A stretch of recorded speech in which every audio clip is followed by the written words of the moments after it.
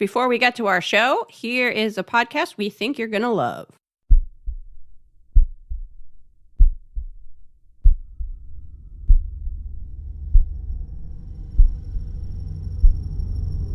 Do you believe in ghosts?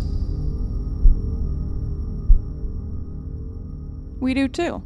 Haunt Me is a weekly paranormal podcast where we read real ghost stories submitted by our listeners. We believe you, and we'd love to hear from you. Tune in every Friday on Apple Podcast, SoundCloud, or Stitcher, and email your story to hauntmepodcast@gmail.com.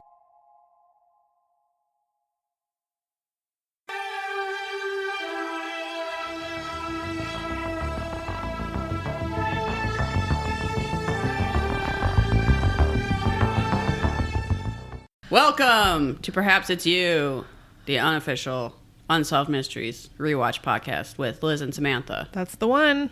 Am I Liz? Am I Samantha? That's for you to decide. I'm sure there's people out there who still have trouble. Well, we don't do a good job of introducing ourselves at all. Sometimes we don't even say the name of the podcast. No. So we're true professionals. Professionals over here in Minneapolis. How was your week, Samantha? Pretty good. Not quite as good as yours, though. Yes, I do have some exciting news. Yes. There's a new pod dog. A new one. In the house. And he's so cute. He's basically like a second Lenny Briscoe. I just went and got another one. They're practically twins. They follow each other around all day long. He has little scruffy ears. I can't stand it. It's so cute. He's supposedly half Schnauzer, half Poodle. I can see the Schnauzer. I don't know where they got the Poodle from. Yeah, I think they just made that up. They're just guessing. Yeah. He's super adorable. I'm hoping I can name him Ray Curtis. I think you can. So he can be Lenny Briscoe's partner. So it's an exciting week. It's been a short week because we had a holiday weekend, and I feel like I didn't get nearly as much done as I needed to. I definitely did not. So, I have no updates at all. I'm not sure anyone listened to our last episode. That's fine.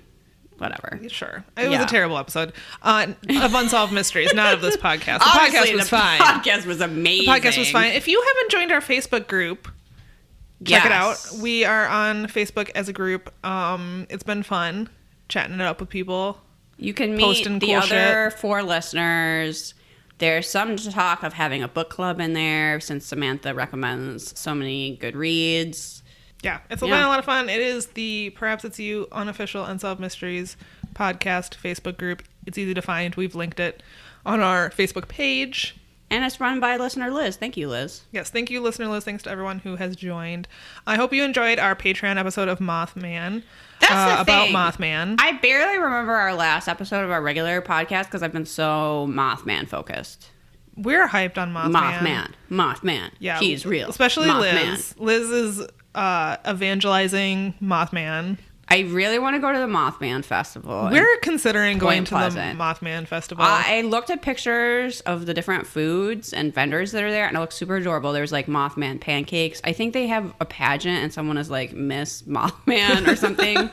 This looks so amazing. I really want to go. We might. We did go as far as looking up how far of a drive it is from Minneapolis to that part of West Virginia. It's only 13 hours, so we may. We haven't rolled it out. No. We have not rolled it out. It's in September. I think it looks really adorable. I don't know what we would do there except eat a lot of Mothman pancakes, but... And probably buy a lot of unnecessary Mothman merchandise. We could go to the museum, too. Yes, we could go to the museum. They have, hayride tours of all of the Mothman sighting sites around... Yeah. I didn't even know that. Around the TNT area. Would you be scared to do that? I don't think it's at night. Yeah. And Mothman hasn't been seen there since the bridge collapsed, as far as I know. That's true. He's in Chicago right now. Yeah, that's true. It's fine. I feel like you would have to do the tour. Oh, definitely. Definitely. Although, if they offered a flashlight tour at night, would you do that? I would be scared. I think I would be scared too. Mothman legitimately freaks me out. What if I did that, but I brought a red flashlight just to freak people out? 2 of them? Yeah. That would be so cruel. I wouldn't do that. They would kick you out, I'm sure. Yeah. Or they think it's hilarious. Get the hell out of Point Pleasant forever. I feel like it could go both ways. No, I think people would be legitimately mad at me, and rightfully so. Probably. Yeah, I want to see all of these things. We heard from someone that had been to Point Pleasant, and it was lovely, and they went to a pumpkin festival. Oh. They didn't go to the Mothman Festival? No, they just like randomly ended up there and then were like, wow, this is so nice. Huh. Unlike in the movie The Mothman Prophecies where Richard Gere randomly ends up there and it's terrible. Yeah. So I'm glad it worked out better for a real person than the fictional person. That's usually how it goes. But Yeah. Who knows? So yeah, I don't know. Let us know if you think we should go to the Mothman Festival. I mean, I think we should, but I think we probably will. it's just far away. We can make a long weekend of it. It's right after I get married, so I've been joking that it's going to be my honeymoon without Travis. I put a poll on Twitter as if the Mothman Festival should be your honeymoon, and the options were yes, absolutely, and also yes. And yes won. Wow, so amazing. Thanks for that helpful input, everyone. I mean, we're not planning on going on a honeymoon, so I'm such a dork. I might as well go to the Mothman Festival. Yeah. I just want to be able to like walk through the street and say to a complete stranger, so Mothman's real, and then be like, sure is. Like, that's what would happen in my mind. You would finally be in like-minded company at the Mothman Festival. But you just walk up to people, you're like, so Mothman's real, and they're like, well, obviously. I wondered how we could get a booth. But I almost don't want to be tied down. Like, if we go, I don't want to have to, like... Maybe we could have... This is so vain. Maybe we could have some sort of meet and greet thing for our one listener that might be in the area. Okay. So more on that to come. Bad. Okay. I have no other updates. Neither do I. Maybe I should, but I don't. And what did we even talk about? Oh, I just talked about makeup forever. Like, it was almost embarrassing how long I talked about makeup. Pretty much the only thing I remember from that episode because I've blocked it from my brain. Some people were telling us that they watched that segment and did not get choked up, but when they listened to us retell it, that they got like super sad and started crying. I'm sorry to all of you who went through that. It was terrible. And guess what? We got another one today. I have another extremely sad segment that Why does this keep happening? That made me cry. Is this going to be a trend? Every episode of Unsolved Mysteries is going to make me cry? This is not why we started this podcast. We didn't start this podcast to be sad. We started this podcast to talk about Mothman and Bigfoot and murder, which is admittedly sad, but... We don't even know why we started this podcast. Well, I did last night. I asked Liz, why are we doing an Unsolved Mysteries podcast again? Because I saw what this episode was about. Yes. The great thing about an Unsolved Mysteries podcast, even though we're... not qualified to host this in any way, is that eventually you get to talk about everything. That's true. Unsolved Mysteries has its tentacles in all subjects. Really. Eventually we'll get to talk about Mothman if we make it to season 6. Yeah. But we can wait that long. Long ways away. So good thing we did that special. Yeah. So that could be years down the road. I know. Well, if you're following along at home on Amazon Prime, we are on season 2, episode 9. 9. Already. Which opens with the best trench coat shot we've seen yet. Yeah, I posted this in our Facebook group, so you should go join if you want to see it. It is Robert Stack in like a dark alleyway. The cliche in your mind that exists of Unsolved Mysteries, this is the shot. The shot of it. It's the one. So definitely go check it out because I laughed out loud when I saw it. But it was perfect. It's iconic, really. Yeah, it is. It is like the encapsulation of everything that is Unsolved Mysteries. Because it seems like he's posing for, like, spooky trenchcoat catalog. Yes. Which should be a thing. Or the spooky trenchcoat magazine, and he's on the cover. Yes. Which, why isn't that a magazine? It should be. Get rid of GQ. We want spooky trenchcoat magazine. But Robert Stack is no longer with us, so it's pointless. Never mind. Don't bother making it. So, Samantha has the first mystery, which is a wanted. It is a wanted. And it features someone with the best name I think I've ever heard. This is Miss Priscilla Yazel. You're right. That's a great name. Well, who doesn't? She's a side character. She's not even one of the main ones. I just noticed that was her name, and I was like, "That's a great name." I wish that was my name. Priscilla Yazel. It sounds like a character in a children's book. It does. It has a sort of magical flair. Ooh! I want to say that the Burberry shirt is back. Yes, it is. I also posted that on our Instagram. I was like, okay, Stack, looking good. It's something. He's also extremely serious when he's in that shot. I think the sun might be in his eye a little bit. That could have been it. He's like he looks like squinting. A dad who's disappointed in you. Yeah, basically. That is what it looked like in that shot. He's telling you how you could have hustled a little harder at soccer today. It's like you're not even trying. So, this is it's a wanted, and we are looking for Maria Armstrong, whom Robert Stack describes her as a sweet-tempered, attractive girl who always had her choice of boyfriends. She's a murderer, but those things are also true. This was before she was a murderer, to be fair. That's how she was growing up. It's a funny, I don't know. It's a funny way to talk about someone who ends up murdering. It's like, oh no, but she was hot though. And had her choice of boyfriends. Yeah, okay. I guess that sort of does play into the thing. I guess kind of. So she grew up in South New Jersey. Her boyfriend, Robert Neal, or Ron Argenti, graduated at 17 and joined the National Guard. In 1984, he moved to Mesa, Arizona, and began working for McDonnell Douglas. At the same time, Maria, still in New Jersey, began acting strangely. She began slipping into a world of delusion and paranoia, according to Robert Stack. At first, her parents feared that she was using drugs. They had her committed to a state mental hospital where doctors soon diagnosed her as having paranoid schizophrenia. It seems like she was using drugs, but in all likelihood, I'm sure she was self-medicating. Yeah, that's what I wrote down, too. Because her schizophrenia was severe and bad. It was not good. Yeah, I think they were right that she was using drugs, but the reason that she was using drugs is because she had some severe mental illness. Yes. In June 1988, Ron convinced Maria to move to Arizona and live with him in hopes that she could start over with a clean slate. Oh, Ron. This is not a good idea at all. Aren't we so optimistic about people we find attractive? That's true. It's like, as soon as she gets out to Arizona, everything's going to turn around and she's going to be just fine once we're living together. Which I'm not sure how much time they'd actually spent together before he makes this plan. Think very much. Yeah. At all. So he hoped that he could help her with her problems. But Ron's family was concerned for his safety for apparently no other reason than that she was in a mental facility.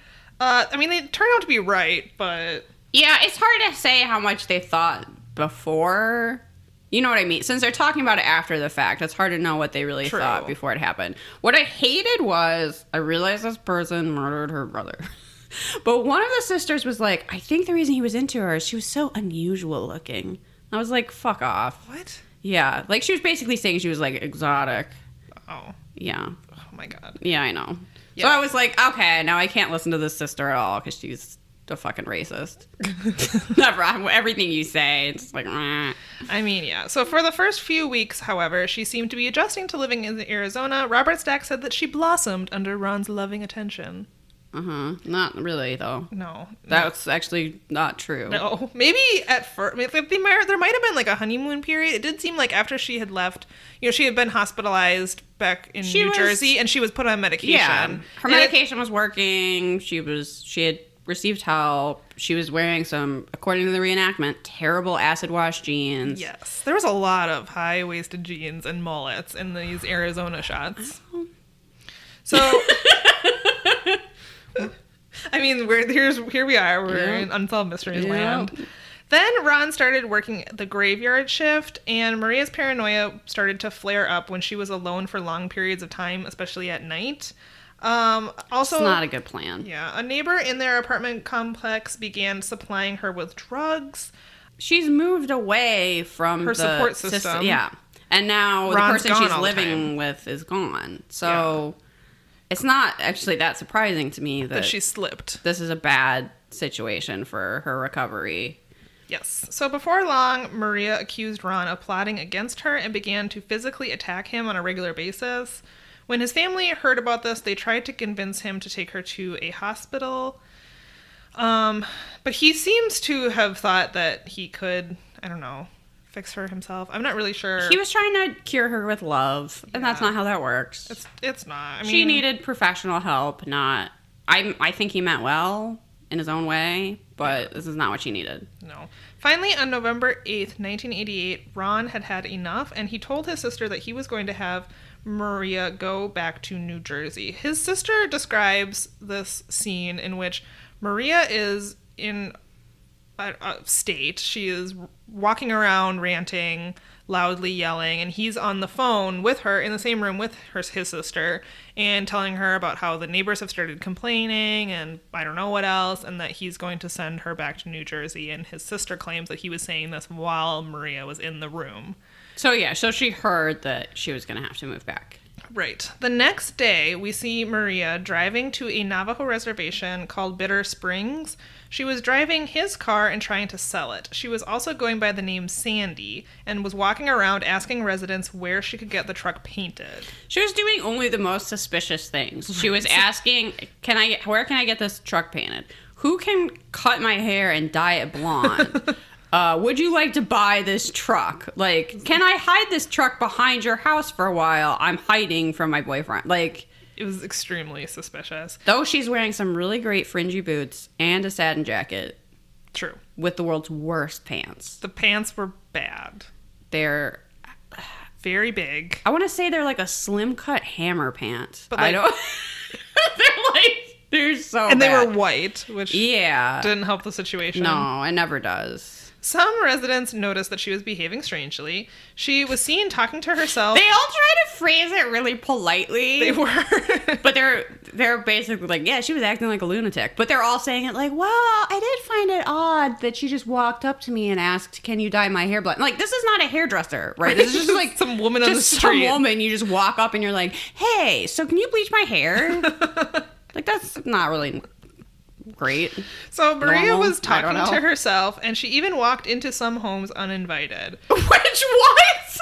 You know, okay. Like you do. The next morning, the Arizona Highway Patrol was called to a residence in Bitter Springs. Maria had left her truck behind someone's house, and the residents believed that it was stolen. The officer later found Maria hiding in a nearby house. He questioned her, but didn't have any reason to hold her, although he did feel suspicious about the incident. Isn't she breaking and entering? That was going to be my question. He was like, I just didn't have anything to hold her on, but I felt like she had done something, was doing something, or was going to do something. She was doing something she'd broken into someone's house. She's just walking into people's homes. Yeah, that's not legal.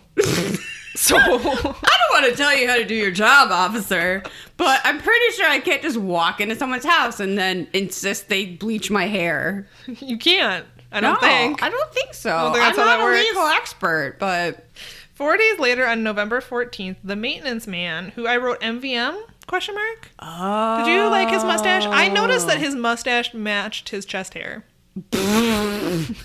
Well, based on that, I did not notice that. Yeah, I kind of regret noticing it, but it is the first time that I've noticed such a thing on the show, which is why I wrote it down. There was a couple other mustaches though later in the episode, but this is the one that stood out. I have a couple written down, but none of them with such a hilarious. They were just ones I was lackluster on. Nothing about chest hair, so obviously that is the winner. I'm like shaken now by how funny that is.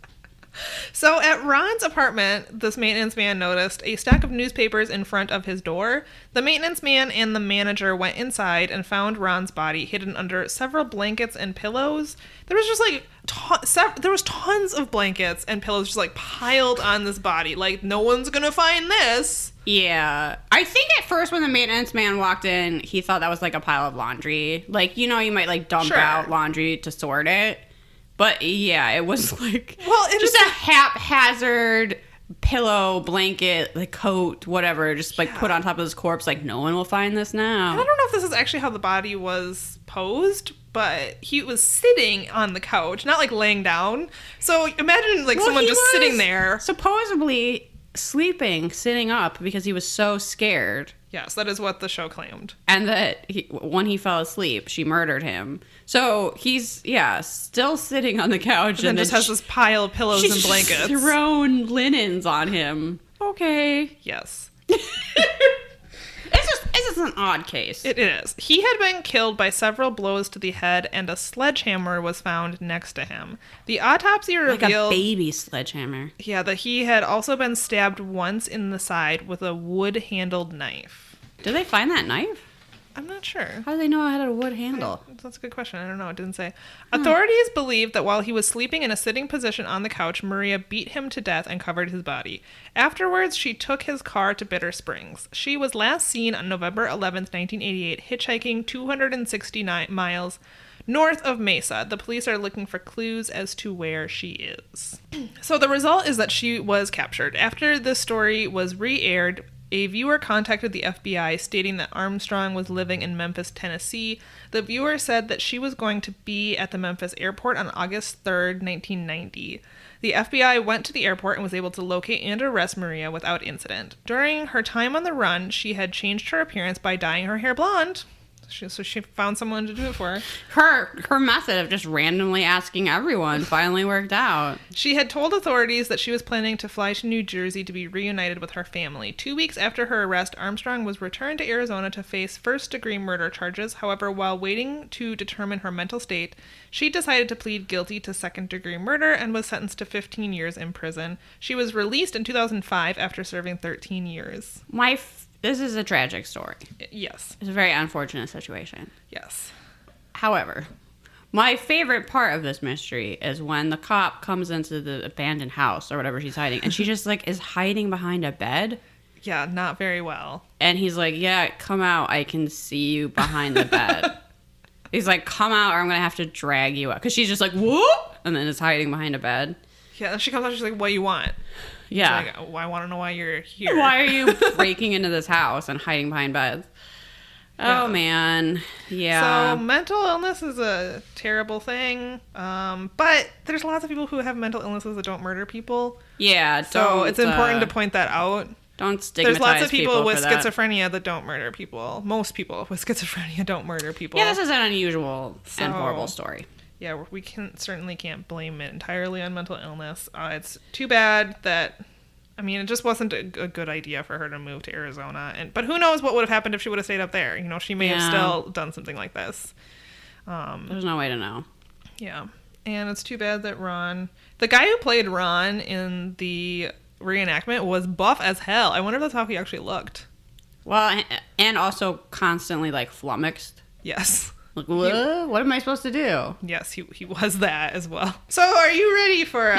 No, I'm going to preempt that by saying I'm not ready. This is a rough one. We need some palate cleansers. We really should have had one last week. It is heartwarming. It's very well done. I have mixed feelings about it because in a way it is really uplifting, but it's also... It also did literally make me cry. It'll rip your heart out. It's a little... And stomp on it. You know how Schindler's List is like, I don't know, 3 hours long? This is like a 10-minute Schindler's List. It sure is. It's just as sad somehow, almost, in a very condensed amount of time. It really has everything. Like, it's yeah. Oh boy. It's a rough one. So this is The Lost Love. I have to say, as we go through this show, I'm developing a real soft spot for the Lost Love stories. I actually I've been enjoying them. Well, enjoying them. But not the last one, but... I feel like it's Unsolved Mysteries doing kind of a good deed. Yeah.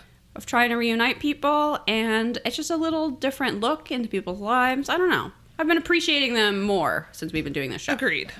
And this is a very moving case. It's just so horrible that you might want to die. That's all. Minor detail. A good summation. So this is the story of Holocaust survivor Stephan Ross, originally Szmulek Rozental. And he is searching for the American soldier who helped him after he was released from a concentration camp in 1945. Auschwitz. Yeah. So that's where he was at, Auschwitz? Dachau. Oh, okay. He actually went to... I wasn't watching that closely because I was probably 10 crying. different camps over 5 years. Oh, I didn't realize that. Yeah, you were probably crying. I guess oh, God. Yeah, I was. So this opens with Robert Stack, for some reason, standing by a really nice lily pond. I didn't get it. We see a lot of Robert Stack in this episode. Did you notice that? Yeah, I guess sometimes do. We see almost none of him, and he was like popping up all over the place in this one. I think it's just however they got edited together for Amazon, but true. I mean, I guess they weren't gonna like fly him out to Dachau, so they're like, here he is by Lily Pond, you know. Yes. I'm already about to start crying. So during the war, Szmulek's parents decided that they lived in Poland. They decided they were going to hide their son with the Catholic family they knew that had a farm. So we see a reenactment of his parents leaving him at the farm. This is extremely difficult to watch. So sad. Yes. So he's in the episode. Yeah. Telling you about all of this. So you get his firsthand account of his parents leaving him. And he is a very moving storyteller, and he is clearly quite moved while telling the story, so that really heightens it. This also, I should just say, you will see concentration camp footage in this. Some of it is reenactments, but some of it is actual footage. Yes. So something to be aware of. We see we go from black and white actual footage, and then they sort of fade. It like slowly fades into color as we get the reenactment, which is kind of interesting, of his parents bringing him to this farm and saying, like, we hope we'll come and get you at the end of the war. I know. Like, be a good boy. And then it's interspersed with Szmulek, present day, telling the story of, like, what his parents told him and how he was going to try and be good. And, oh, my God, it's so horrible. And that he wanted to be like his father, so he didn't cry when his parents left him. And that's the last time he ever sees his parents. Oh, I'm going to cry right now. Okay, so he's there for about a year before the Nazis find him and send him to a concentration camp. Robert Stack points out that about half of the Holocaust deaths are from Poland, and that 1.5 million of those deaths are children. Yeah. And somehow I'm going to keep talking about this. It's so tragic. I'm really glad you get this one this week. He, over the course of 5 years, is moved between 10 different camps. He ends up in Dachau. He explains a little bit about the conditions there. They were working 12 to 14 hours a day. They barely got any food. He was saying they got a small amount of soup for lunch and dinner, and then they were splitting a pound of bread between 20 people. Yeah, he said people had so little to eat that they would die every day. Keel over dead. While they were working. Somehow, Szmulek survives. Yes. And his brother, who was at the camp with him. I'm going to point out, this is some unfortunate phrasing. I don't know who this was a good idea. When Robert Stack is introducing this segment, he says that it is the triumph of one boy's will. I don't think you should use the phrase triumph of will when talking about a Nazi story. I don't know who thought that was a good idea. Who in the writing room? Oh my God. Was that supposed to be like a pun? Very questionable. I didn't catch that. I didn't either. I rewatched this morning. That's how much I care about this podcast, folks. I put myself through this again. This is the third time I've watched this segment. Because I was like, I gotta get this right. This is a really important one. And Mac was there and he was like, did Robert Stack just say triumph of the will? And I was like, oh my God, I didn't even notice. Because I was so sad, right? Dear. Anyway, not great. No, not great. But he does survive along with his brother, which is remarkable. Yes. Because, like you said, a lot of children died. A lot of children died, obviously. The part I'm most amazed about is that they have a photo of the liberation of Dachau, and he's in it. Yeah, it's like one of the most iconic photos. Yes, from the concentration camps. You've probably seen this photo. You definitely have. It's in probably every history book about. Yeah, it's the Holocaust. A bunch of Holocaust survivors standing behind a barbed wire fence. Some of them are like throwing up their hats. I know, like I have chills even thinking about it. As they're being liberated, there's the famous striped pajamas, and one of those children is a now 14-year-old Szmulek, happy to be liberated. Yeah. And he's the person telling... It's crazy. Okay, so he's 14. His older brother is among the people that are freed. Later, they learn that their parents and their 6 other siblings died in the camps. At the time of the liberation, April 29th, 1945, is when the Allied troops reached Dachau. At this time, Szmulek weighed just 60 pounds for a 14-year-old. 14-year-old boy. And was infested with lice. 2 days after the liberation, he and the other prisoners were released. As he and the former prisoners are walking down the road, they're heading towards, he said, hospitalization. They're getting some sort of medical treatment. There is a U.S. Army tank, and a soldier is sitting on it, eating out of a can with a bayonet, which is such a, cartoonish image almost that it's hard to believe that anyone actually did that. So he's using a bayonet as a spoon to eat his peaches or whatever the hell's in this can, right? And Szmulek kind of like looks up at him, starving, literally starving. And that GI jumps off the tank to give Szmulek the food. And Szmulek is so moved. Well, first of all, he gives it to his brother. I know. Because he's just an amazing person. But also is so moved by this that he like falls to the ground, grabs the soldier's legs, and kisses his boots. Yeah. Hearing Szmulek narrate the story is both the most heartbreaking and most like, even my cold heart warmed to the thought of this soldier giving him this food, and then the handkerchief. Don't even get me started with that. Oh my god. Okay. I'm gonna just Samantha's on the verge of tears right now. I'm not gonna make it through this one. So the GI like pulls Szmulek up, stops him from kissing his boots. Yeah, I mean, yeah, and just embraces him and tells him, though I'm sure there's a language barrier, everything's gonna be okay. Yeah, and Szmulek was like, he wasn't afraid of getting my fleas. Oh my god. He's like, he wasn't afraid of my diseases. He wasn't afraid of my lice. He just took me into his arms and showed me a moment of tenderness that no one ever had before. Is what he said. I know. It's awful, but also beautiful. Okay. We need a moment. Okay. We can do this. The GI calls out to one of the other soldiers for some more rations. They give him more food. And he hands Szmulek what he thought was a handkerchief that turns out to be the American flag. Yes. This actually happened. And then, he gets in his tank and he rides away. This whole interaction is, 5 minutes? Yeah. It's probably very brief. I'm not even sure this soldier would remember that this happened. You know what I mean? Right. Like, he saw a kid that was starving. He gave him some food and, went on his way and kept being a soldier. But this changes Szmulek's life. Yeah. He keeps that flag with him always. He eventually immigrates to the United States. Brings it with him. And ends up becoming a psychologist specializing in troubled youth because he wants to continue showing that kindness that the GI showed him. And he talks about the idea that someone who was a soldier who was trained to kill could show a moment of sensitivity meant so much to him. Yeah. I'm really trying not to cry.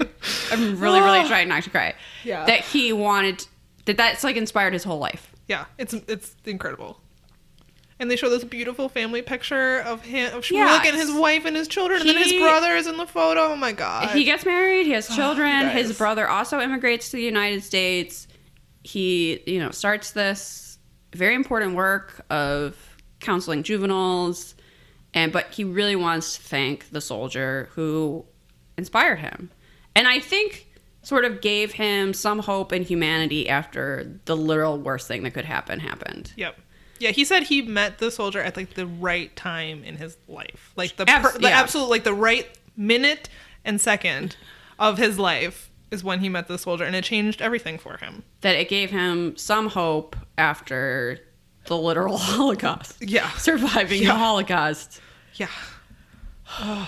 Yeah. And oh my god, I don't even know what to say. It's such a moving story, and to hear him tell his own story is just, I can't really think of anything sadder. So this case is solved, but unfortunately by the time it was solved, the soldier had passed away, and Szmulek, now Stephan Ross, he Americanized his name when he moved. Oh god. I can't even do this. Okay, this is from Unsolved Mysteries Wiki. I don't even trust myself to talk. I'm just gonna read it. So, Gwen Allinson, the daughter of Lieutenant Stephen Sattler, saw a re-airing of Stephen's story and was certain that Sattler was the soldier Stephen was looking for. Sattler was part of the 191st Army Tank Battalion and had often told her a story of helping a young boy at Dachau. The details seemed to match perfectly. However, at the time, she was unable to get in touch with Stephen. Unsolved Mysteries call center. I don't understand. Yeah, hello. Anyway, years later, she told the story to her niece, Brenda Clark, who decided to search for Stephen. Finally, on August 26, 2012, Stephan Ross received a call from Brenda, the granddaughter of his American hero. Sadly, he learned that Steve had died on December 7th, 1986. Was he still alive when it first aired? When did this first air? Like, I don't know. No. I almost don't. Okay. Okay. This case was featured as part of a November 29th, 1989 episode. Okay. So she wouldn't have been able to No. reunite them. Okay. Well, that's a little better. despite the disappointment of the bad news, he was excited at the prospect of finally finding word of the soldier after 67 years. On November 11th, 2012, Stephen was united with descendants of Lieutenant Steve Satter at a Veterans Day ceremony in Massachusetts State House. Oh. What? I'm just trying. I'm thinking about that ceremony makes me just want to cry. I mean, I'm sure that meant so much to him. I bet it did. Oh my god. I cannot believe Nazis are a thing again. Oh my god. When you... and I can't believe that we don't take in refugees. Yeah, this should be required. This segment of Unsolved Mystery should be required viewing for everyone in America. Samantha's changed her tune. She was like, don't watch this, it's too sad. And she's like, Totally changed. Everyone should play it on billboards. Show it at schools. You can't graduate until you've watched this segment of Unsolved Mysteries to learn. They make you watch Schindler's List. They should at least make you watch this. If you learn 2 things in school, it should be Nazis are bad. We should take in refugees. It's a very, very moving story. Just, be in a good place when you watch it. Yeah. Because otherwise it'll break you into a million pieces. It's a very over-the-top demonstration of the importance of human kindness. Human kindness, yeah. Yeah. Which is a message a lot of people need right now. Yeah. Well, so yeah. That and the Zelenskys. Oh my god. Yeah. Szmulek, God bless you. I know. What a heart-wrenching tale. I know. Do you want to talk about espionage? No. Ugh. God, okay, so this episode's got a little everything, and it really does. I appreciate that about it. However, this one is boring, and I was still crying from this concentration camp story. So my notes for this, I'm sorry, Samantha, I have no notes on this at all. I have no notes. The only thing I have is spy stories are boring. I'm not even paying attention. Lie detectors. First of all, I don't know. Espionage is not something that excites me at all. Even so we were talking with Mac right before we recorded this because I was trying to figure out what a double agent really means. And espionage in real life is not like espionage in movies. It's super boring. It's so boring. And that's what this guy was doing. And so, but I'm not even interested in espionage when it's in an action movie. So I'm really not interested in this story, but here we go. It's an unexplained death. At 11 p.m. I think it's actually super explained, but that's okay. Yeah, I think it is too. At 11 p.m. on the evening of April 13th, 1976, Ralph Siegler, a U.S. Army intelligence officer, was found dead in his motel room near Fort Meade, Maryland. The Army ruled his death a suicide. They claimed that he had wrapped electrical wire around his arms and electrocuted himself. No one commits suicide that way. This is not... Have you ever heard of that in your life? No, this is ridiculous. There's no way. Guy is a spy. He doesn't have a gun. He's like, you know what I'll do? Electrocute myself to death. This makes no sense. Sounds like a terrible way to go. Yeah. 2 weeks later, he was laid to rest. His daughter noticed that his nose was broken, some teeth were missing, and that there were several strange bruises and other marks on his body that seemed inconsistent with suicide. I really respect this woman because at least, according to the reenactment, right, they're at the funeral home. She tells her family, I just want a minute alone with Dad. And they, leave her with the coffin. And then she's, looking at his teeth, rolling up his sleeves. She's full-on investigating. Her mom comes in and she's like, what are you doing? She's like, Mom, look at this. She's taking his gloves off. His nose is broken. And he's covered in bruises. She's like, she's one of us. Yes, that's what I was thinking when I was watching this. So, from 1966 to his death, Ralph was a double agent working for the United States. See, this is why I was confused. He was a double agent for the United States? Was he Russian originally? I don't know. This is why I was confused. This is not... Maybe it's just too boring for me to follow, but I don't think this segment is very well produced because it was hard to tell what was going on. I'm still not clear on what a double agent is. Mac explained it to me and I thought I understood it, but now I'm reading this and I'm confused again. Okay, so what we were thinking was that he was an American agent pretending that he had turned and was giving information to the Russians. But that would be Mac said that was a triple agent. Oh. This is what your husband said. That if you are an American and you go to the other country to spy on them. You've and then they find out, and so then you start selling American secrets. That's a double agent. To the Russians, we'll just use Russia, for example.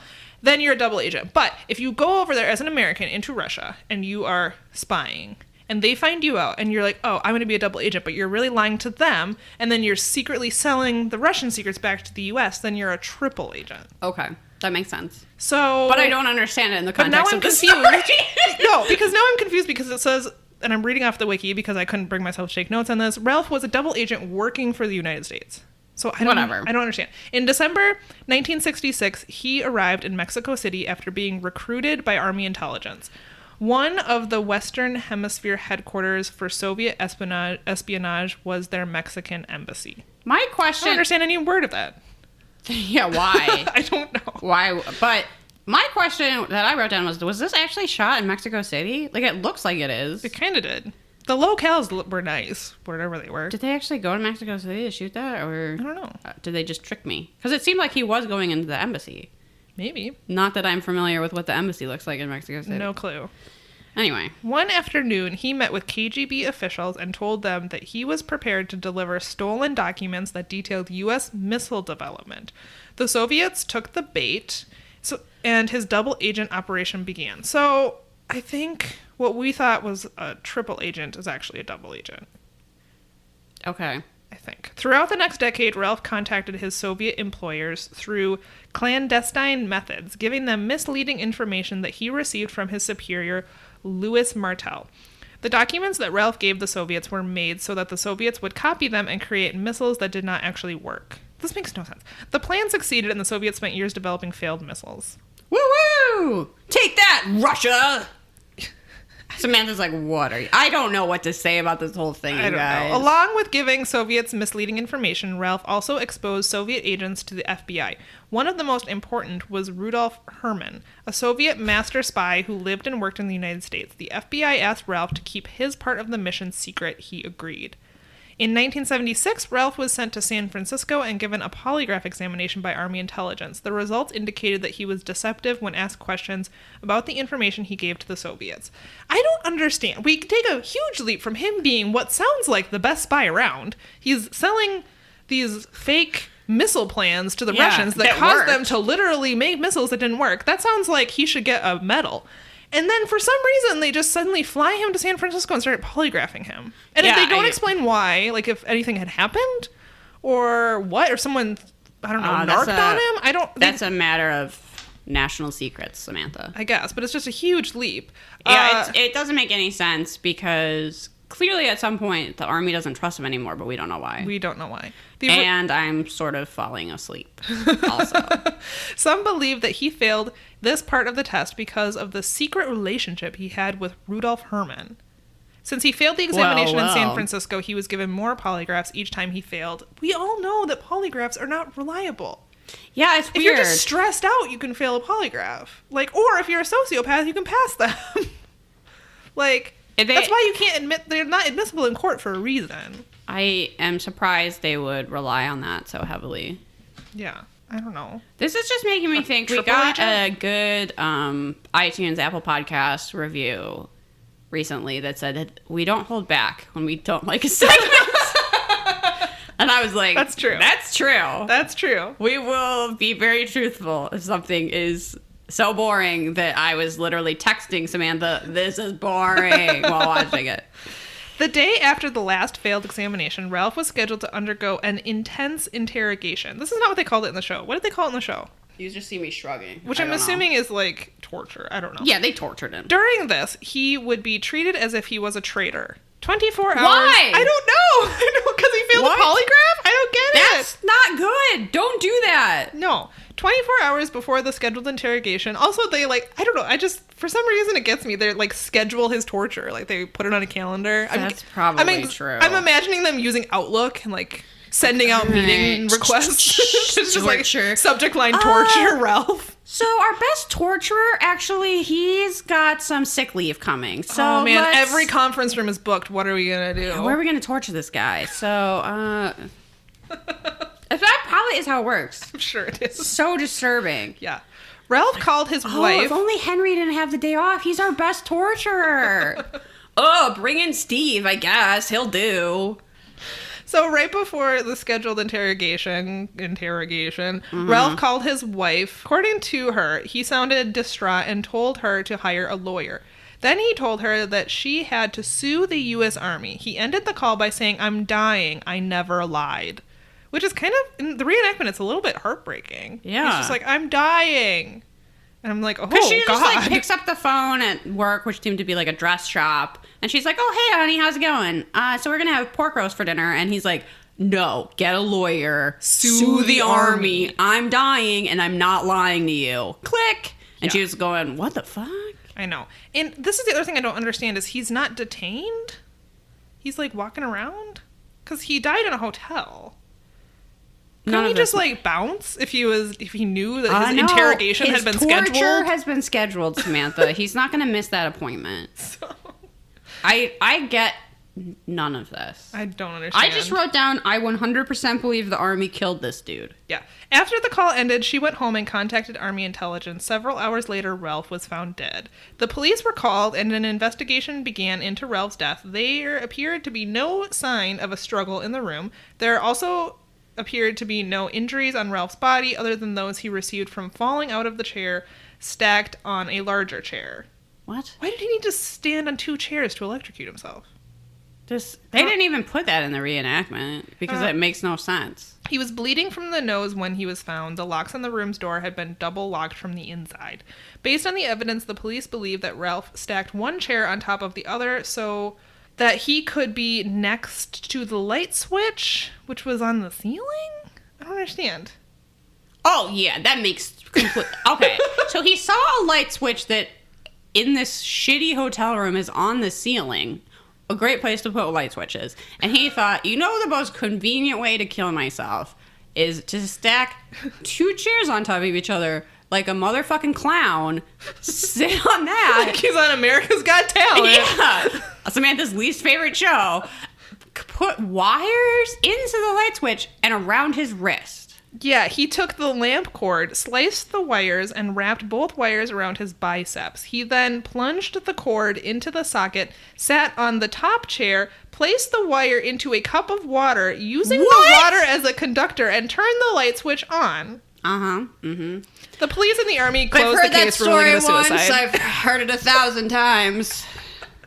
I mean, why even make this unsolved mystery? We're all familiar with this manner of suicide, where you stack chairs on top of each other for ceiling light switches.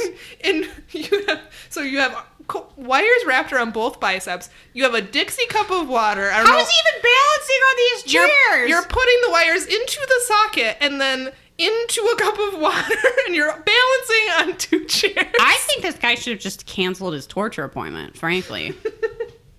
There's probably like a $60 no-show fee, like when you don't go to your doctor, but these are the darkest jokes. So the police and the army closed the case, ruling it a suicide. However, Ralph's family and several others believe he was murdered by Soviet agents. I don't think he was murdered by Soviet agents. Yeah, I don't know why they think the Soviets got this guy. Because this makes no sense. They don't want to think that their own government killed him. I guess. Except that he called and said, "Sue the U.S. Army." But then they were like, "Oh, the Russians made him say that." Where? Where were these Russians? What? It was the army that was sending him to polygraph tests and scheduling him to be tortured. When did the Russians get him? I don't know. Journalist Joe and Susan Trento have written the book Widows about the case. They are convinced that Ralph was murdered. It's a terrible title. I know. They learned that during the polygraph examinations, Ralph was told that he would not be prosecuted if he told them the truth. It seems unlikely, then, that he would commit suicide because of the investigation. Then what is the point of the investigation? I don't know. They were like, we just want to know what happened. That really sounds like the army, doesn't it? We don't care what you did. And we forgive you, but we just want to know. You can talk to us, the U.S. Army. Maybe that's what they said. That's their new slogan. Their new slogan is, you can talk to us, U.S. Marines, or whatever. So the Trentos also spoke with an electricity expert, who I'm assuming is an electrician. An electricity expert. Okay. They stated that the injuries to Ralph's arms could not have come from a 110-volt circuit that would be found in his motel room. Oh, really? Yeah. I think I might be the electricity expert that said that, because also he said it's really stupid to put light switches on the ceiling. The more that I talk about this case, the more I like it, actually. Because they didn't say it well, but this is absurd. Yeah, it really is. This is turning into like an existentialist play. I honestly didn't ridiculous. realize how absurd it was. I think because I was just so confused about this espionage stuff. But now that I'm reading it, I'm like, this is ridiculous. How hard it would be to commit suicide this way. Yeah, it'd be impossible. Yeah. The Trentos believe that Ralph was kidnapped by the KGB, tortured, and then murdered. A motive may have been to uncover an operation that the U.S. Army didn't even know about. What? Which is the most far-fetched... That's just made up. Why wouldn't you think that the U.S. The Army Army did is it? the one that had him. Yeah. For reasons we don't know or understand that they're apparently not telling. Right. So they clearly didn't trust him anymore. The police and the U.S. Army believe that Ralph committed suicide. Authors Joe and Susan Trenton believe that he was kidnapped, tortured, and murdered by KGB agents. It's Allegedly, funny that they're both wrong.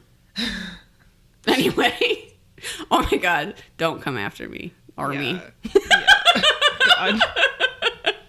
Liz disappears under mysterious circumstances. Oh my God, don't rendition me. They were like, it's interesting to note that the Soviets have used electrocution for torture in the past. You know who else has? The Chicago PD. Yeah. That's not really that uncommon of a torture technique. No. So it's unsolved. No further clues in Sigler's death have been revealed. Sadly, his wife passed away in 2009 at the age of 81. So. Well, I guess we'll never know. Wink, wink. Yeah. It's interesting to put these two stories back to back. Because you had a story where you're like, God bless that GI and God bless America. And then we immediately go to this spy shit where we're like, I'm pretty sure the Army just straight up killed that dude. Well, that was gone. Yeah. It's a nice 5 seconds. It's fleeting. I think it really does demonstrate how you can have a problem with an entire institution, such as the Army, but that doesn't mean that individual people aren't capable of doing good. Right. That's so profound. We saw a soldier who showed kindness, but the machine of the Army is apparently scheduling torture sessions. So, yeah. If I speak ill of the Army, I'm not speaking ill of your family members or yourself who may have served. Or the wonderful man who inspired. Yes. Yeah. That's not on individual people necessarily. That is a problem with an entire institution that I really, really hope doesn't rendition me. Because we don't know who did it. It's so unsolved. Wow. It was a suicide. Yeah, I believe it was a suicide. Yes. And I think I'm going to put all of my light switches on the ceiling from now on. What fucking motel is that? I don't understand. What a nightmare. That you need two chairs stacked on top of each other to reach a light switch? A stick. You have to go outside and cut a switch so that you can turn your lights on. You're just like, I'm just going to sleep with the lights on. You walk in there with your partner and you say, can you lift me up on your shoulders so that I can turn the lights on? You get one of those like grabby hand things. Like, Is it one of the ones with the T-Rex on the end? Yes. I don't know if they advertise this anymore, but do you remember the clapper? Yes. That turns off the lights. Of course. Clap on, clap off. This motel needed one of those because their light switches were on the ceiling. Well, my brother once got me that as a gag gift, the clapper. And the problem is that if you make any noise at all, your lights go off. You can't even like watch TV because your lights go off. So I don't endorse the clapper. I'm excited about our next mystery. This was? Yeah. So, this mystery involves a topic we're pretty much always up to talk about, the Night Stalker. Yes. And it's actually a witness, but I thought I would give people just a little Wikipedia rundown. Nice. Who the hell is the Night Stalker? Maybe you don't know. Maybe you have more healthy hobbies and you're not aware. So, who was the Night Stalker? Well, don't worry. He's been caught. His name was Richard Ramirez. He was known, he was a serial killer. He was also a rapist and burglar. He was highly publicized at the time for a home invasion crime spree in the greater Los Angeles area. So this was taking place from June 1984 until August 1985. The media, prior to his arrest, was calling him the Night Stalker. He used a variety of weapons, including handguns, knives, a machete, a tire iron, a hammer, Part of the reason that he wasn't caught for a while is because his crimes were very random. His victims spanned different ages, different ethnic backgrounds, and he didn't really have a pattern per se, other than breaking into people's homes at night. So that kept him elusive for a while. He was also an avowed Satanist, so maybe that's another reason not to become a Satanist. I don't know. Yeah. I'm not going to really go into his crimes. They're brutal and horrible. I think he had 13 victims in all. He committed 25 rapes, I think. Yeah. And then he had like over a dozen murder victims. Yeah. And yeah, it's pretty brutal, and I'm just not going to go into My that. favorite part of the story, though, is about how he was captured. Do you want to talk about that? We'll get there. That's my favorite. I'm going to do a little bit about his childhood, because I feel like you hear this and you go, oh yeah, that's why that guy became a serial killer. Oh yeah. Because sometimes, despite people really looking into people's backstories, they can't really find, like, why did this person become such a horrible monster? There isn't always a clear sign. Right. This one is plain as day. Yep. So Ramirez was born in El Paso. He was one of 5 children. That's not special. He did have 2 serious head injuries, which seems to always be the case, including a dresser fell on him and he got 30 stitches. So not good. He was also knocked out by a swing. Anyway, the real problem was that he had a cousin who had served in the Vietnam War. Oh yeah. And would tell extremely gory stories about his quote-unquote kills. And how he had tortured people, and he also had Polaroids of that. Yeah. Which he would show Richard Ramirez as a young child. So... Not great. Not great. And it gets worse. It gets worse. His cousin went on to murder his wife or girlfriend. His wife. In front of Richard Ramirez. He shot her in the head. And the blood from that, like, splattered on Richard Ramirez. Yeah. So, not really surprised he became a serial killer. No, not really. Does everyone that terrible things happen to become a serial killer? No. Last podcast on the left also said that he went and lived with a relative. I don't remember exactly what the relation was, but the man in that relationship was a peeping Tom and would take Richard Ramirez with him on, like, I don't even know, peeping Tom expeditions? I don't even know what you would call that. Like, outings? He took him out peeping. Yeah. Yes.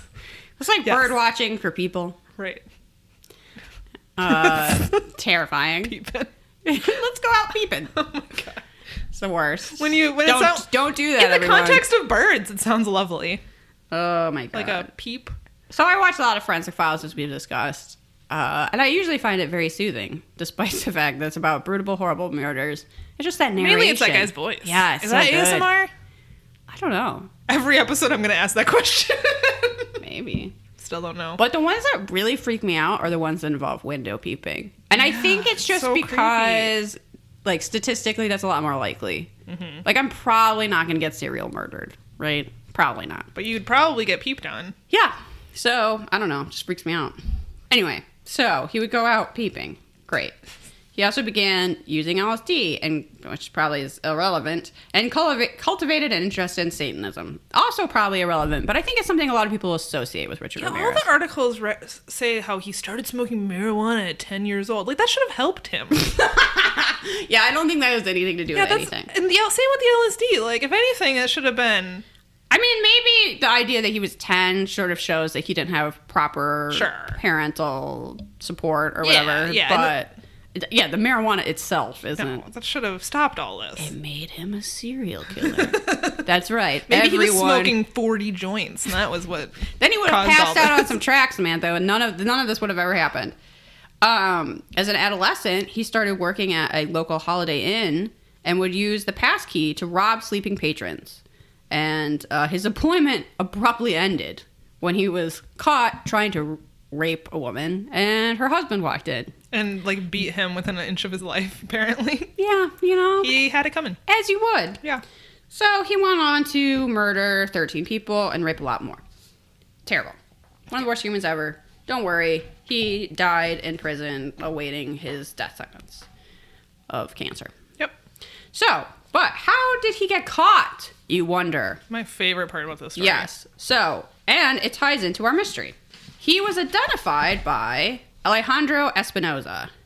And the mystery is that Alejandro never collected the reward that he was entitled to. So we'll talk about this mystery, and then we'll talk about how he gets caught, because it's the most amazing thing ever. So Alejandro, who also went by Alex, made an anonymous call to the Los Angeles Police Department on August 26, 1985, and revealed that he knew the identity of the serial killer the media was calling the Night Stalker. So he made an appointment to come in and talk to the police, and he said that he had a friend named Richard, who he carpooled with, who kept bragging about burglaries he committed.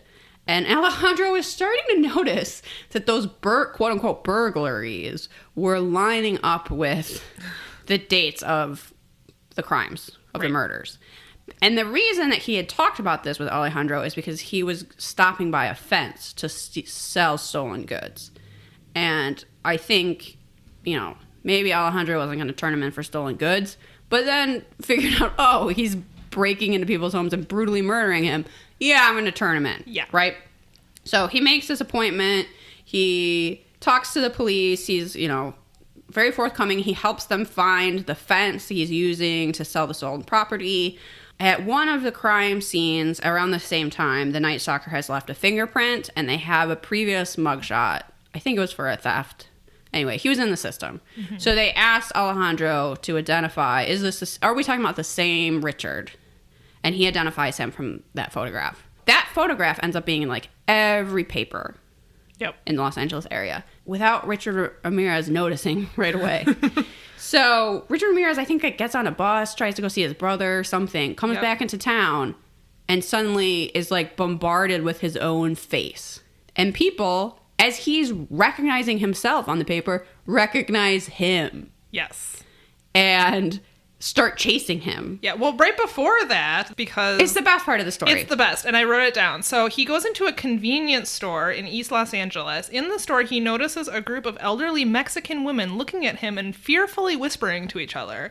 One of the women speak up, loudly declaring that it's El Matador, which means the killer in Spanish. Ramirez looks around, seeing his face on the covers of every newspaper on the racks, and flees the store. He runs across the Santa Ana freeway, attempting to carjack a woman, but a mob was chasing after him at this point and chased him away. People are literally just chasing him down the street across because so many people highway. recognize him, and this woman has called out, it's the killer. He attempts 2 more carjackings, but is eventually subdued by the mob, who proceed to beat him, one man striking him in the head with a pipe. Some vigilante mob justice. It would be bad, except that he was super guilty, and they were right. So it's an awesome image to just picture Richard Ramirez running for his life down the road, and this, people are coming out of their houses, right? The mob is getting bigger and bigger. They've got weapons. The guy has a pipe. Just chase him down, and they're like, ah! Because this is a tight-knit community that's been terrorized for the past year, and they're going to get that bastard. Get him. And then they show the footage in Unsolved Mysteries of him, the car pulling up that has Richard Ramirez, and his head is all bandaged like a cartoon. Yeah. The bandage goes all the way around his head. It's great. Yeah, it's great. Yeah. He had that coming, for sure. So the mystery is that Alejandro was entitled to a reward of $6,388 for his part in getting Richard Ramirez arrested, but he never claimed it. And actually, no one knows what happened to Alejandro. He's never claimed that money. This segment ran in February 21st, 1990. If Alejandro is dead, someone in his family could still claim that money. But it's so nice that they're trying to find this guy to give him his reward money. I mean, I don't know that the Los Angeles, whoever has that money, cares so much, but Unsolved Mysteries was let's get it to him. Yeah. And I don't know, where are you, Alejandro? Get your money. Get your money. Get your $6,000. Yeah. Thanks for doing a good deed. Mm-hmm. And that image of all those people chasing him down is so good. I love it. I love the little old ladies in the convenience store recognizing him and shouting it out. It's you! Yeah, and then everyone chases him. I love it. Did he have a He had a pentagram carved in his hand? That's why everybody has that. He's a Satanist. Yeah, at one of his first court appearances, he held that up, held his hand up with a pentagram, and I don't know, he yelled "Hail Satan" or something. Okay. He loved, whether or not he was actually a Satanist, it seems like he loved terrorizing people, and he knew that, he could say, I worship Satan, and it would strike fear into everyone in the courtroom. Who knows? Yeah. Who knows what he actually... he probably believed in nothing. Oh, yeah. So, I don't know, the whole Satanism thing. I think this is like, satanic panic times. Yeah. So he was kind of playing into that. Yeah, and he had a great time doing it. They show this clip of him on Unsolved Mysteries after he's been sentenced to death, where he's like, whatever, death is always part of the deal. I'm going to Disneyland. And you're like, all right. I'm sure he likes all the attention, sadly. Yes, that's what I think. Yeah. So it's a little unfortunate we know his name. Unfortunately. But we also think it's great that he was beaten by a mob, so. Yeah. I don't know. Sure do. That's it for this episode. Should we rate it? Yes! Goodbye! Episode 9. Mysteriousness. Okay. The I guess Wanted wasn't super mysterious. I guess it's a little mysterious because did that guy commit suicide? We don't know. I mean, it depends on how you... I don't know that we think it's super mysterious. But... Oh, no, I definitely do. I'll never know the answer. And also, Alejandro, where are you at? Yeah. Sideways. Yeah, I'm a thumbs sideways. What did you think of the reenactments? Well, you have heartbreaking Holocaust reenactments. You also have a woman hilariously hiding behind a bed. You have... It's a whole range. It is a range. Nothing stood out to me though. I mean, they were kind of just your standard run-of-the-mill Unsolved Mysteries reenactments. Well, yeah, did they go to Mexico for that spy mystery? I'm not sure. That spy mystery actually is so horribly told that it should get a thumbs down just for that. Yeah, because think I'm a thumbs down. It was mediocre at best. Maybe I'm super dumb, but that was not easy to follow. I'm still confused about that. Why did the government turn on him? He was a great spy. Why did people think that it was the Russians that killed him? Why would it? Okay, was he a double agent or a triple agent? I still don't know. The most mysterious part of this is why anyone would put a light switch on a ceiling. Yes, thumbs up for that mystery. Yeah, that's the real mystery. That is the real mystery in this episode. What else we got? Fashion. There was good fashion. There was good actually. fashion. Yeah. Actually, I really liked the fashion. And Robert Stack had a variety of outfits. That tie though came back. Remember that ugly tie we talked about? That had the sword of paisley, but it was weird squiggly lines. Yeah, it's a very 80s geometric. Someone design. on Twitter was speculating that because Robert Stack would sometimes switch his ties out with whatever dude was nearby, that might be why. But this tie has made a comeback, so I think it was a staple in Robert Stack's closet. It's probably Armani or something, but it's still hideous. Yeah, we had the Burberry shirt, button-up shirt, back, and that trench coat at the beginning, and every color of suit you could imagine he was wearing. In this episode. So fashion's good. Thumbs up, and our MVM went to the maintenance man who had the chest hair. So some good mustaches. That's it for this episode. Out of 5 possible Robert Stacks, what would you give this one? I'm not really sure how I feel talking about it, I like it more than when we started. Right. So that's why I have mixed feelings. So I'm a 3.5 maybe. That's exactly what I was going to say. Yeah. Samantha. We're in sync. We're in the same level. We are. I really was going to go I guess a 3, but that spy mystery is so boring. But now that I think about how absurd that suicide is, I like it more. Yeah, I'm a 3.5, I think, out of 5 Robert Stacks. You do, and this is a variety pack if there ever was one. Little of everything. Cool. Samantha's just I was just yawning from that espionage mystery. We got recommendations coming at you. Liz, what do you got? My recommendation is something we have talked about on the show before is the podcast Relic, which is the Lost Treasure podcast. Mm-hmm. Now you might be thinking, Liz, you don't like treasure. And Samantha hates treasure with the passion of 1,000 suns. Now, the treasure mysteries on Unsolved Mysteries, there's just there isn't treasure. It's a treasure hunter. But if you would like to learn about actual treasures, that is a great podcast. Maxwell's the host. He's amazing. The reason I'm specifically recommending it now is I just listened to part 2 of the season finale, and it's really good. But part 1 of the season finale really ties into some things that we've talked about on the show before, because it is an actual decent Nazi mystery, for one. But more importantly, he traces back the idea of an Aryan race, this supposed ideal race that Hitler had in mind. Where did that idea come from? Aliens. Makes total sense. So it makes total sense. The Nordics, possibly? Yes. Oh, man. I'm becoming an alien expert thanks to this podcast. So, way back in the day, crazy racist people thought that the Aryan people were like actually from another world. What? And that's why they actually thought this isn't a conspiracy theory? No. Okay, that's where I thought you were going with this. No. People used to really think this. Oh. I mean, like crazy racist people, but well, yeah. Yeah. Okay. You know, so probably most of the population. This was a real theory that was out there at the time, that the Aryan, quote unquote Aryan race was actually, you know, from outer space, and that's why they were perfect.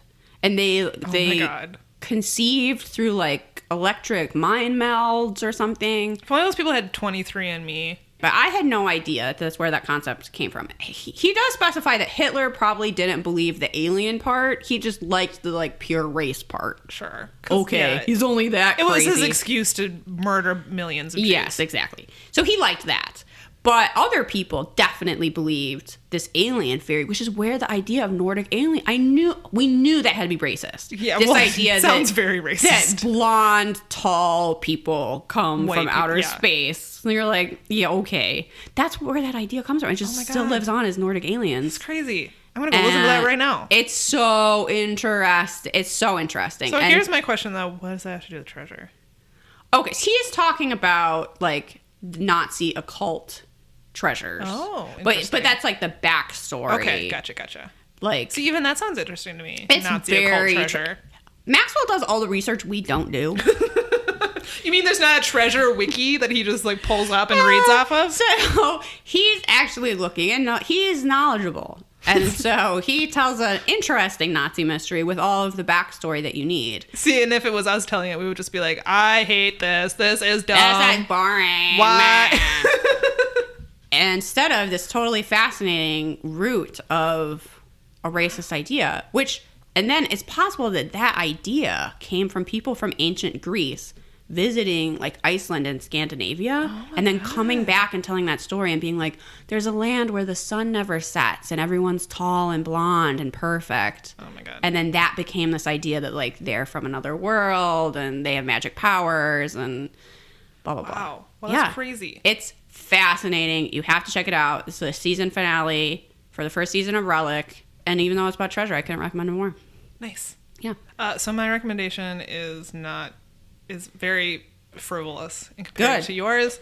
Do you remember that I talked about fucking drugstore makeup for like half an hour last week? What are you talking about? Well, this is something that I haven't been able to shut up about on Instagram this last week, and it is a seltzer water. Oh, yes. That I would... Oh, you guys, it is so good. I meant to look up the person on Twitter who mentioned this, and I forgot. So shout yourself out if you're listening to this episode.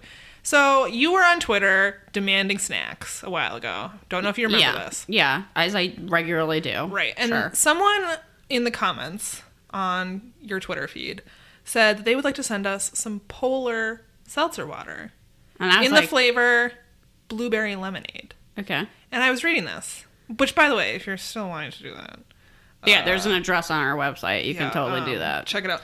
Send us all the snacks. I was like, I've seen Polar water in the store. Usually I'm getting LaCroix, but I've seen it, and blueberry lemonade sounds delicious. So I went on a treasure hunt, if you will, trying to find this water. For a real treasure. I looked at Target. I looked at the Festival Foods by my house, which I figured it wouldn't be there, but sure. I Might checked. as well. I went to Kowalski's. Which is if you don't know, the really fancy grocery store. They have carpet. It's a grocery store with carpet. I'm sure you've got them in your town. They're very fancy. You go there to buy fancy shit. I was like, they've got to have it. Take you out to your car with Guess your what? groceries. They didn't have it. They didn't even have that brand at all. Well, it's good because if they had it, it probably would have cost $900. Some stores had this brand, but they did not have the blueberry lemonade. And then you burned those stores to the ground. I should have. But I finally found it at Cub Foods in my town. But they only sell... This is why I'm saying if you still want to send us some. I can't find them in the goddamn cans. Okay, first of all, they're so good. I'm getting like worked up because it's so good. I love blueberries. It's one of my favorite flavor. I'm actually trying to grow them this year. So far I haven't gotten any berries, but I'm hopeful. This water literally tastes like you just ate a mouthful of blueberries. Samantha, it's so good. I'm noticing that you didn't bring me any seltzer water. I actually was going to and I totally forgot. I'm like, look, like, hey, this sounds really good. So you gotta be. I will bring some next week so you can try this. Okay. And I'm still on the hunt for the cans because I can only find one 1 liter bottles, and they're really popular. Because I got one bottle before I went to get my hair cut on Wednesday, and I was like, I need more of this. So Thursday I went back, and there was only 2 left on the shelf. Is this gonna turn into a Black Friday situation where you're like punching people in the face? You were like, no, that's my seltzer water. There was a little old lady right behind me in the seltzer water aisle that was eyeing them up. Don't take it. Well, I had already taken the last 2 bottles. Good. I am a little mad at it, though, because yesterday I was sitting at work. I told you this, and I also Instagram storied it because it was ridiculous. I had this 1 liter bottle of water sitting on my desk all morning. I didn't get to it until like noon. So it's been like 4 hours, 5 hours. I open it up. I'm still sitting in my chair. I'm holding it over myself. I open it, and it literally explodes. It was a volcano of water that came out, and it went all over my lap. And I was so busy. This happened yesterday. I was so busy. I was like, I can't go home and change my pants. What am I going to do? I drove to Target and bought a pair of pants so that I could like put them. That was my lunch break. I did not realize that happened while you were sitting at your desk. Yes. That's I was hilarious. in a chair, so it literally went all over my lap. It wasn't like it looked like I peed myself. It looked like I had like an explosive, some sort of situation. It was bad, and I was soaked. I'm like, okay, this is probably going to dry, but I can't sit here. Right. Like, I just hosed myself off. So I literally had to go to Target and buy a pair of pants. But, oh my God. This water is worth it. It's so good. I'm going to say this, better than LaCroix.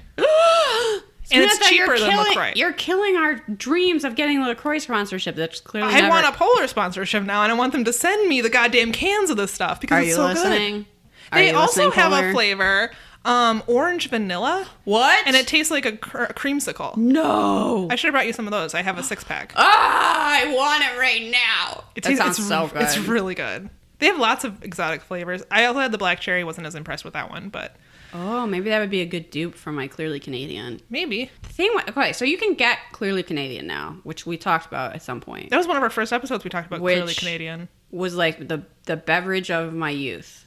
I loved nothing more than spending all my lunch money on a cookie and a Clearly Canadian.